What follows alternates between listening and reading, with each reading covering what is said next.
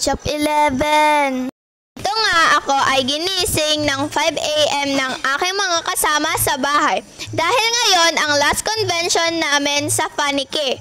Ngayon din ay linggo. Banda rito, ginising ko muna ang aking kapatid dahil mahirap din siyang gisingin kagaya ko.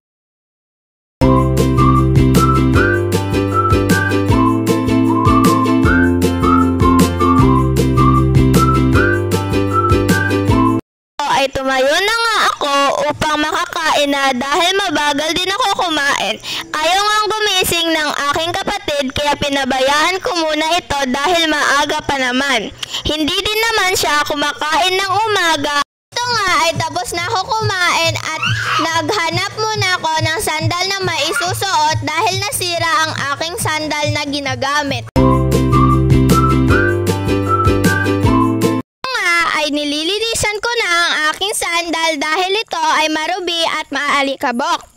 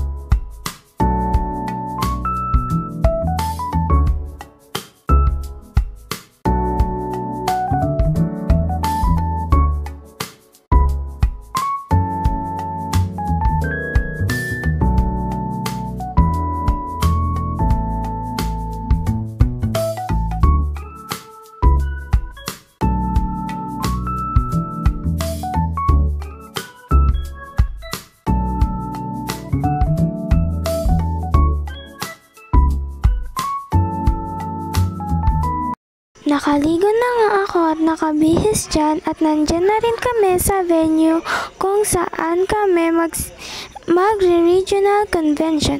Ito nga ang last day namin na pagre-regional convention. Ito ay sa Paniki.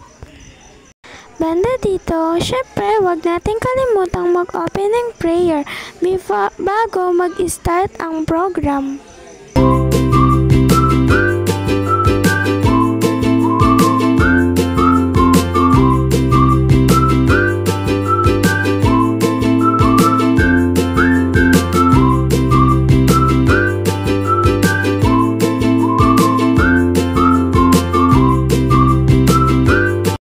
Pagkatapos namin mag-opening prayer, habang ito ay nagsisimula pa lamang, ako na nga ay nag-ayos muna ng aking mukha para presentableng makita. Habang ako ay nag-aayos ng mukha, ako naman ay ginugulo ng aking kapatid at kinukulat dito. Ito na nga ang lunch break. Hindi ko na nga na-video ang lahat dahil ako nga ay pinipikon dito ng aking kapatid.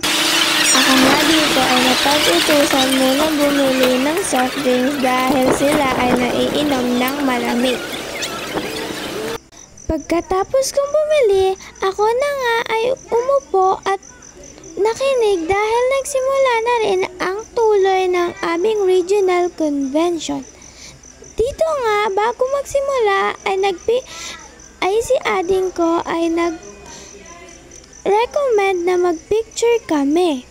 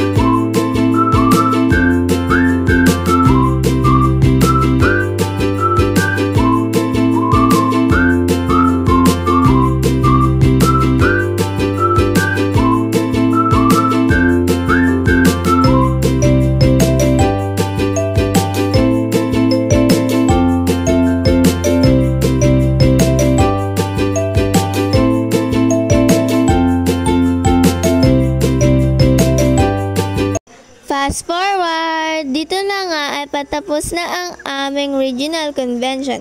Dito na nga kami nagko-closing prayer dahil dito na rin nagtatapos ang aming pangatlong araw na pagre-regional convention sa Paniki. Fast forward, nakauwi na nga kami sa bahay at magpapahinga na kami. Dito nga ay nakapalit na ako at pagod. Kaya i-end ko na ang video. Bye-bye!